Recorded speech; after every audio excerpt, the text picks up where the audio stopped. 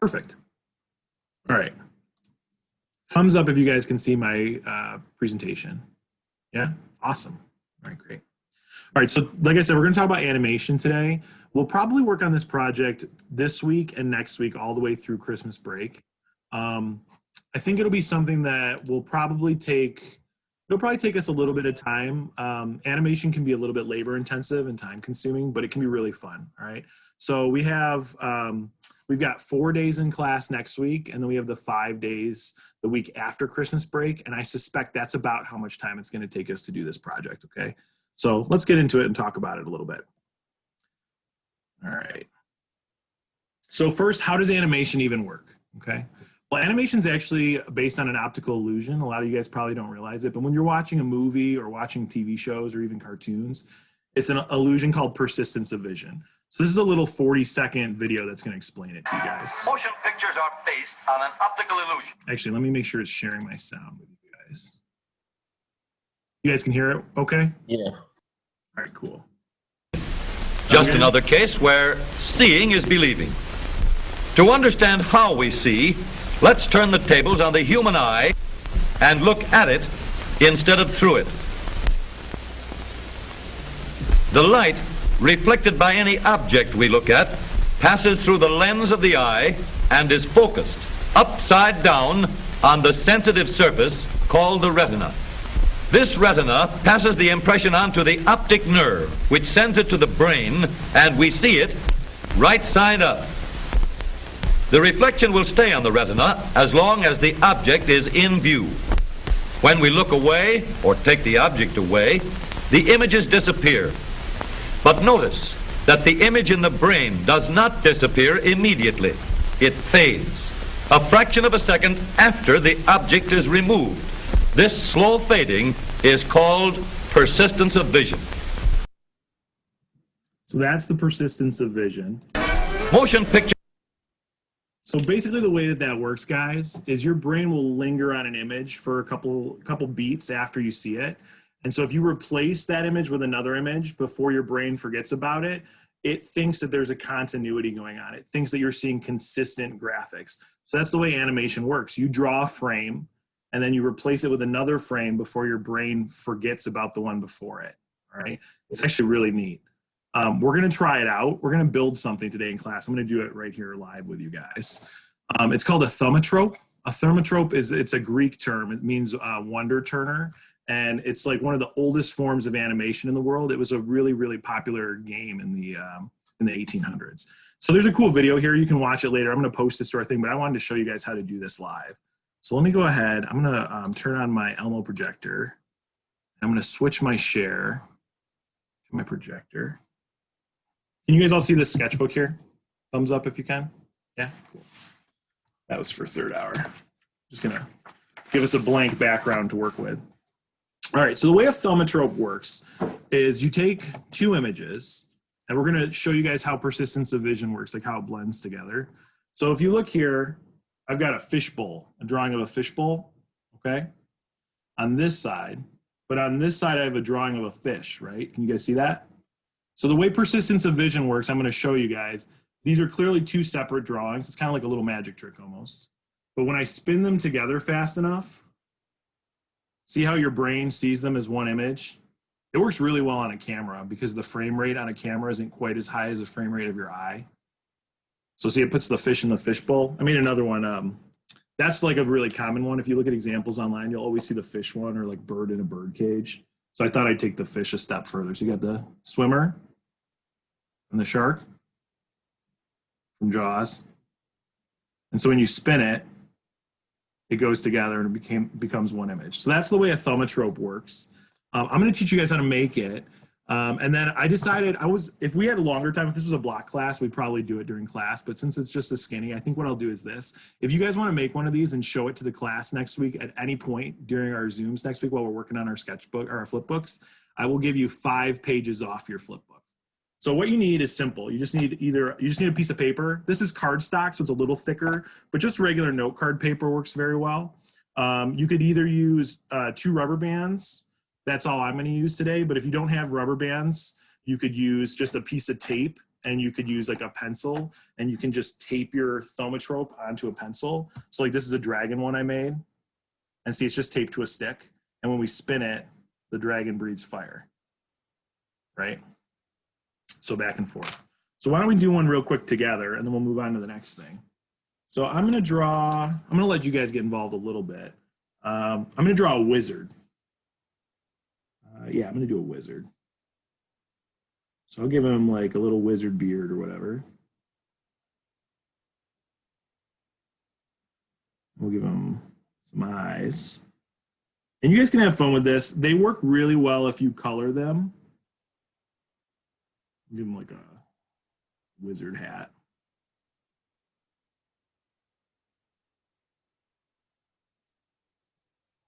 We won't do too much detail. All right, so we got our wizard, right? Zoom in a little bit for you guys. And we'll give him a magic wand. So on this side, we'll do his magic wand. And I'm gonna, you gotta think about which way you're flipping it. Am I gonna flip it this way or flip it this way? I'm gonna flip mine up and down. So I need the image to appear here on the other side. So it needs to be right here, right where my finger is, right there, okay? And then when we spin it, it'll spin back and forth like this. So there to there. So right there is where I want it, okay? So what do you guys think? What should the wizard make appear? Anyone got a good idea? Flower or fire. Frog. A flower? What else is out here? Frog. Frog. A bunny. Frog. A frog? I like a frog. Another wizard. Another wizard. We'll do a frog.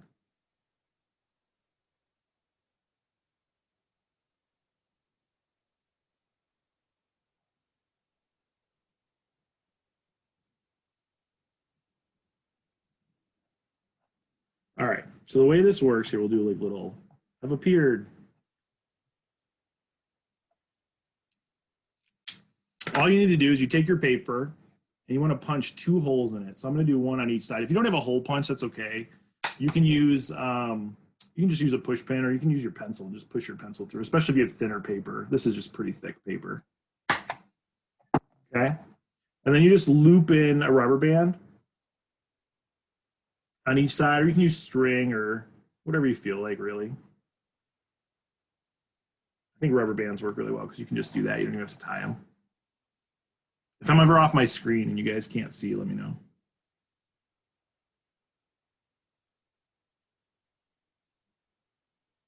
All right.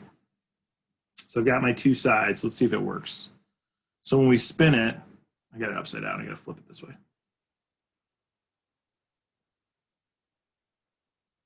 I think this is totally going to work. So we got our wizard and our frog, and when we spin it, see how he makes the frog appear in magic? So I think those are really cool. They're just a really simple device that teaches people about the persistence of vision and how your brain continues to see. Maybe when we get back to school, if we get a chance to, do you guys know what a zoetrope is? It's kind of like a thaumatrope, but they're round. They're like a little carousel, and you can put strips in there and it'll look like a real animation. So if you forget how to do this, guys, I'm gonna go ahead and stop this share for a second. You guys can see on our PowerPoint here, which is on our Schoology page under live synchronous activities, there's the directions down here in the corner, and it teaches you guys how to do that if you forget. But like I said, I'll give you 5 pages off your flip book if you turn one in next week or if you show one to the class. All right, let's move on to the next thing. We got a lot to get through. Not a ton of time left. All right, so your mission for this assignment is going to be to create a flip book. Flip books are a great entryway into animation. And a lot of people are like, oh, flip book, that's pretty basic. I don't know. They're a lot harder than you expect them to be. And they are really, truly a one-to-one example of how animation truly works. My very first animation class I took in college, we did flip books for our very first assignment. And it was a blast. So here's a great example of a flip book. Let me show you guys.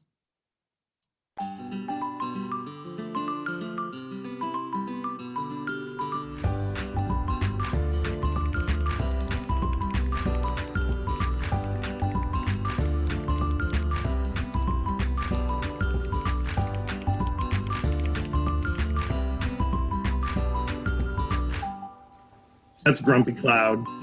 That guy's name, he's an animator named Animation. And he's got a lot of great videos. Later in the PowerPoint, you'll see I put some links. He's a really good one to look at for examples. Your goal, though, for this project is to make a flip book that is 2 to 5 seconds long. I think it's better to tell you how long to make it instead of how many pages to make it.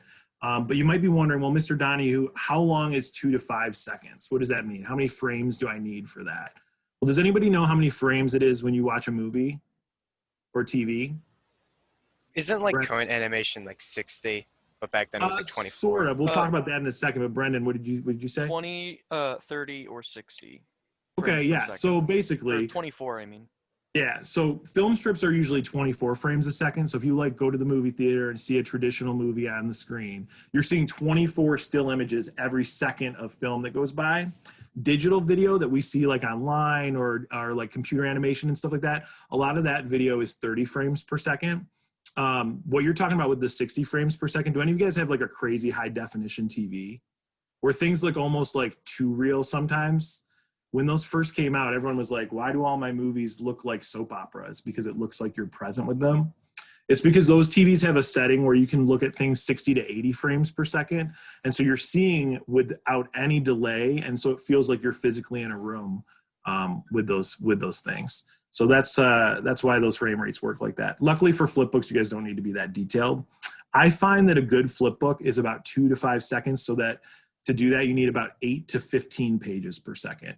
If you stay on the low end, if you're at 8 pages, it's going to be a little choppier. If you're on the high end, 15 pages per second, it's going to be pretty smooth. If you want to cheat a little bit, you can make 2 copies of each page and pad your flip book a little bit that way, and it'll make your animations look a lot smoother. So anyways, in order to do this for the project, you guys are going to need to do 30 to 50 tiny drawings. I would recommend doing it if we're doing this as a class for 9 days. That means you should probably be doing 3 to 5 of them while we're in class every day, which I think is pretty attainable. I don't think it's going to be too much of a stretch for you guys. So I've got a couple tips and tricks for you that I want to talk about real quick. So the first tip I have is to use a light table. This is like a total game changer. You have to make so many drawings. A light table makes it super easy. So hopefully you guys can see. Can you see this, guys? This is my kid's light table. It's a Crayola one. I got this for like $10 on Amazon. It lights up and it's super easy to use. I don't expect you guys to go out and buy a light table. In fact, I think the easiest thing for you guys to use, most of you guys are working on these note cards that I set out for you. Well, guess what? Your phone and these note cards are the exact same size or about the same size. So you can just put a white screen or a light on your phone. Your phone's flashlight works okay. And you can use your own phone as a light table. The other thing you can use too, if that doesn't work, you can use a window. Windows work really well for light tables. So that'll just help it so that you can like recreate your drawings really quickly and efficiently. And we'll talk a little bit more about that next week. The next thing is to keep it simple. If you try to use too much detail or get too bogged down on it, it's just going to take too long and you won't be able to get something done. I would also kind of stay away from stick figures. That's almost too simple. You kind of want to find that sweet spot right in the middle, okay? Although I have seen some really, really clever stick figure flip books. We want to kind of try to push it a little bit further than that. So these are some other tips, slow in and slow out. I'm going to talk about that one in a second because I have an example for you guys I want to show you. But it's kind of what we talked about yesterday when we were watching the principles of animation. Just remember that it takes a second for your brain to register what's going on. So you want to hold your animation for a beat at the beginning and at the end of your action. So if they're the first couple pages of your flip book and the last couple pages of your flip book, you want to keep those the same. The next one is to plan out your movements. If you try to just go page by page from page 1 to page 50, there's a good chance you don't end up where you want to. So I usually start with page 1 and page 50. And then I do like every 5 or 10 pages in between. Those are your key frames. That's what they call it in animation, key frames. And then that'll help you make sure that your animation gets from point A to point Z, like where you want it to be. We talked a little bit about the principles yesterday. We don't have a ton of time to go over it today, so we'll skip ahead. But don't forget anticipation. If you're gonna move action forward, you want to pull back first. If I was gonna hit with a hammer, I want to pull my arm back first, and make sure that when you're squashing and stretching things, that your animation has constant mass. But the biggest thing is it's important to have fun. So I made a little flip book as an example for this project. I had a lot of fun doing it this week, and I'm probably gonna color it next week with you guys. So here's an example, and then I'll show you how I did it.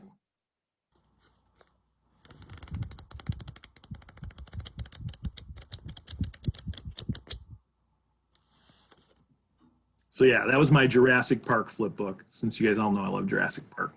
I couldn't see it. Oh, you couldn't see it? Here, I'll make it big. It's only 5 seconds. So this is a 5-second flip book. It's about 80 pages is what it is.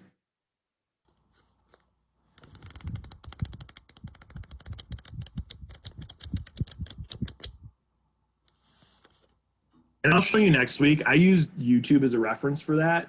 You can move videos ahead frame by frame on YouTube. So if you're really stuck, find a visual example and you can push it forward and back page by page. These are some great examples and resources. I won't play these ones today, but just know that they're in the presentation. If you want to go back and look at them, we'll probably watch a couple of them over the course of the week next week. The Animation How to Make a Flipbook one is a great place to start if you're stuck this weekend and you're like, I don't know what my ideas are going to be. That's really good. And the Tiger King one's hilarious. All right, real quick before we get out of here, I got 3 minutes left. I'm going to use it all. So Flipbook animation, this is your rubric. This is how I'm going to be grading you guys. Okay, this is also on our Schoology page. So just remember, I'm going to grade you on theme. Are your characters and drawings, are they entertaining?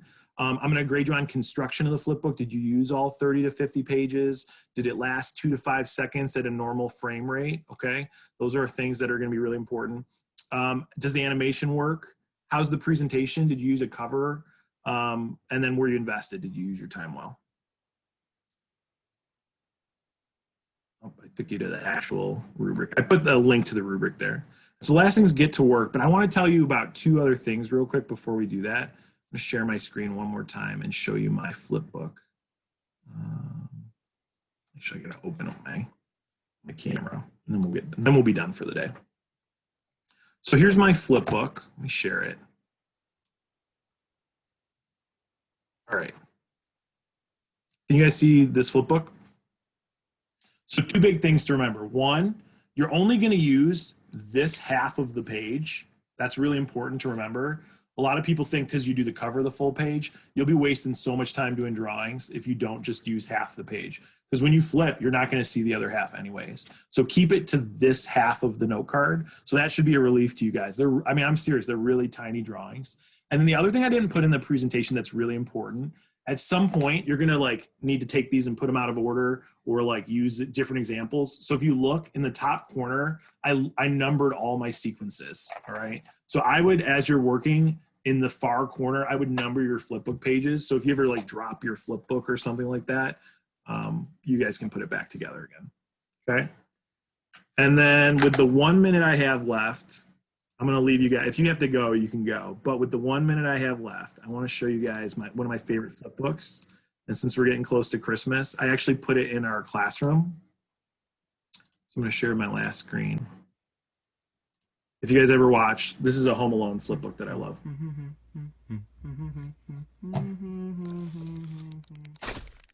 Hello.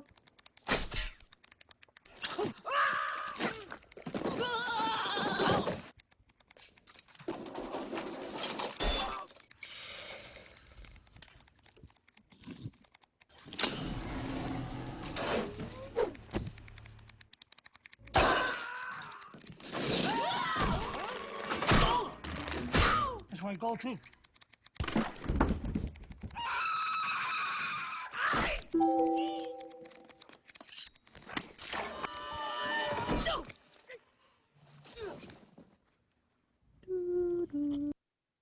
Oh, you know what? At the very end, he shows us that he flipped it in front of the actual house from Home Alone. Oh, that's cool. Yeah, it's pretty cool. That flip All right, reminded me and of how perfect. It's terrible it would be to be 11:55 them. on the dot, and I got through what I wanted to get through. So you guys have a good one. Enjoy your weekend, and I will catch you guys on Monday. Elizabeth, have a good birthday. Thank you. Have a good Later. weekend. Bye. I'm gonna eat.